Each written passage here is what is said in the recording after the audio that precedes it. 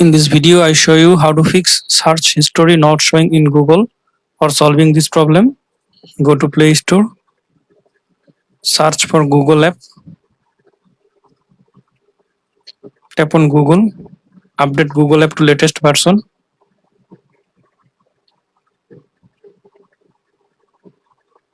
Now go to settings, then go to apps, then tap on see all apps. Now search for Google app, tap on Google,